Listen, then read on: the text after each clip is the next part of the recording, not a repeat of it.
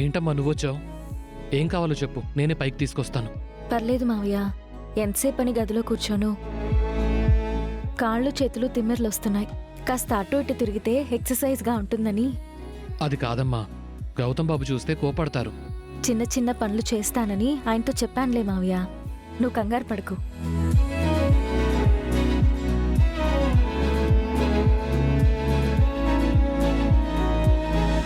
బుజ్జి, ఏం చేస్తున్నావురా? హోంవర్క్ చేస్తున్నా జేజీ. నేను కొన్ని పేర్లు చెప్తాను, వాటిని రాయ్. ఏం పేర్లు జేజీ? నాకు తెలిసిన వాళ్ళ పేర్లేరా, రాయ్.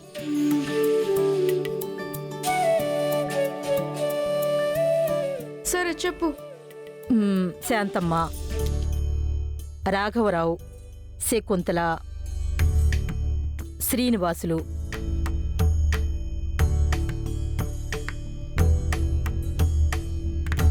బుజ్జితో ఏం రాయిస్తున్నారత్తయ్యా? బారసాలకింకా 4 రోజులే ఉంది కదా సుభద్ర. ఫంక్షన్కి ఎవరెవరిని పిలవాలో ముందుగానే ఒక లిస్టు రాసి పెట్టుకుంటే మంచిదని.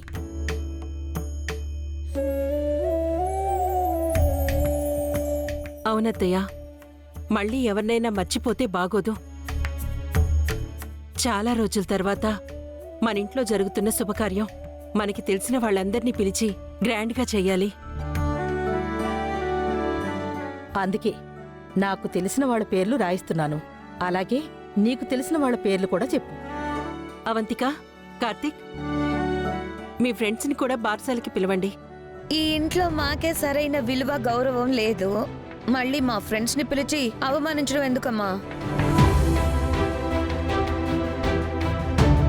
ఇంట్లో వాళ్ళ ముందు పరువు పోయినా ఎలాగోలా తట్టుకుంటున్నాం.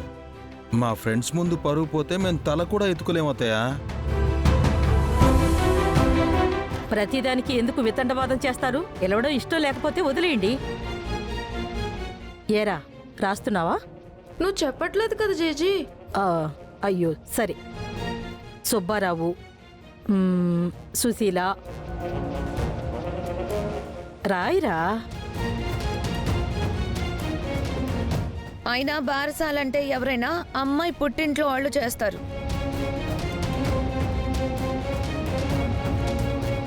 అహల్య అత్తారిల్లైనా ఈ ఇంట్లో బారసాల చేయడం ఏంటో విడ్డూరంగా ఉంది.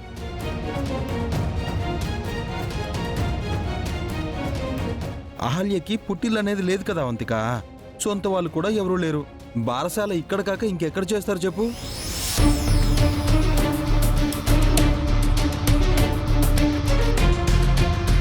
అవును సుభద్ర, అహల్యకి అమ్మా నాన్న లేకపోతే చిన్నాన్నో పెద్దనాన్నో కనీసం మేనమామో ఎవరో ఒకరు ఉండాలి కదా.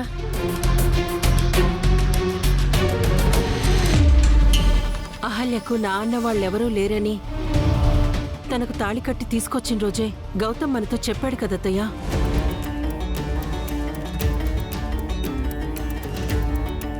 అసలు తను ఎవరు, ఎక్కడి నుంచి వచ్చింది, తను పుట్టు పూర్వోత్తరాలేంటి, ఇవేవీ కూడా గౌతమ్ చెప్పలేదు.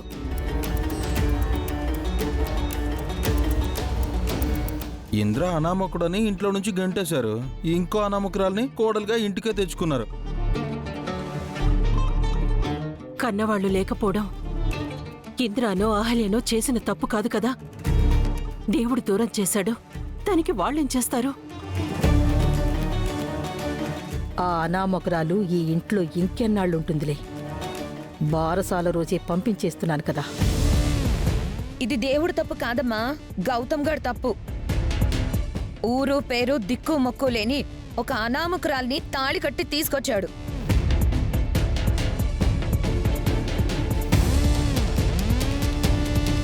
అదితి అడుగు పెట్టాల్సిన ఇంట్లోకి అహల్య వచ్చింది.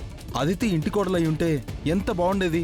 అదితికి పుట్టిల్లుంది, అమ్మా నాన్నున్నారు, ఆస్తిపాస్తులున్నాయి, సొసైటీలో మంచి స్టేటస్, విలువ, గౌరవం ఉన్నాయి. ఎప్పుడో జరిగిపోయిన దాని గురించి ఇప్పుడెందుకో వదిలేయండి. ఏంటమ్మా వదిలేసేది? గౌతమ్ గాడు అతిథిని పెళ్లి చేసుకొనుంటే ఎంత బాగుండేది. మన రెండు కుటుంబాల మధ్య ఇన్ని గొడవలుండేవా? ఇన్నాళ్ళు మనశ్శాంతి లేకుండా బ్రతికేవాళ్ళవా?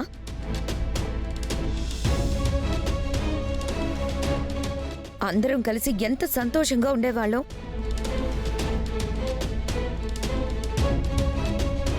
అవును, నిజంగానే గౌతమ్కి బుద్ధి లేదత్తయ్య.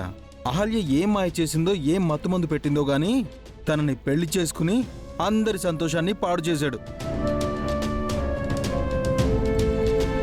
ఆ అమ్మా నాన్నల పెంపకం అలాంటిది మరి. అతి గారాబం చేసి గౌతమ్ గాడిని చెడగొట్టారు. ఎంతకుముందు వీడు ఇంద్ర అనే అనామకుణ్ణి ఇంటికి తీసుకొచ్చి పెంచినట్టు గౌతమ్ గాడు ఇంకో అనామకురాలి మెళ్ళో తాళి కట్టి ఇంటికి తీసుకొచ్చాడు. వెనకటికొకడు బంగారు పళ్ళుల్లో విందు భోజనం వడ్డిస్తే కాలదన్ని ఎంగిలి విస్తరాకులు ఏరుకున్నాడట. వద్దమ్మా, ఆగు, అక్కడికి వెళ్ళకు. లేదు మావయ్య. బుద్ధి లేని గౌతమ్ గాడు కూడా అలాంటి పనే చేశాడు. ఐశ్వర్యవంతురాలైన అదితిని కాదని దరిద్రురాలైన అహల్యని కట్టుకొచ్చాడు. వాణ్ణేం చేసినా పాపం లేదు. ఏం మాట్లాడుతున్నారండి మీరు? ఎందుకు గౌతమ్ గారిని అంతలా అవమానిస్తున్నారు? ఆయన చేసిన తప్పేంటి? ఉమ్, ఊరు పేరు లేని నిన్ను కట్టుకోవడమే వాడు చేసిన అతి పెద్ద తప్పు. ఏదైనా ఉంటే నన్ను అనండి. ఆయన ఎందుకు అంటున్నారు? కావాలంటే నన్ను నిందించండి, తిట్టండి. అంతేకాని ఆయనంటే బాగోదు. ఏంటే వాడినంటే నీకు రోషం పొడుచుకొస్తుంది? వాడు నీ మొగుడనా? వాడు నీకు సంవత్సరం ముందు నుంచే తెలుసు. మాకు వాడు పుట్టినప్పటి నుంచి తెలుసు.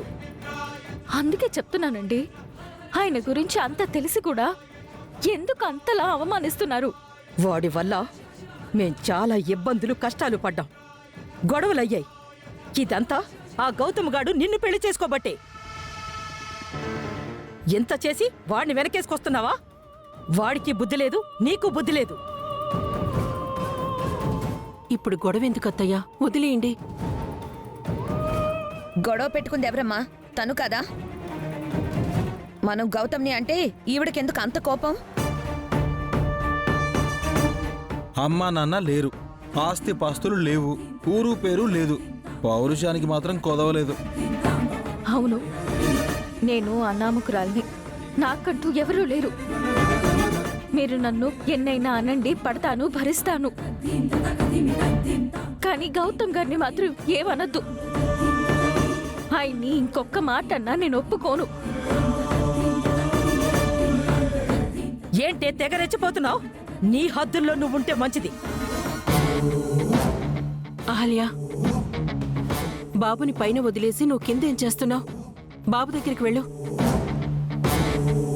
బంగారాజు, బంగారాజు! అమ్మా, వస్తున్నానమ్మా.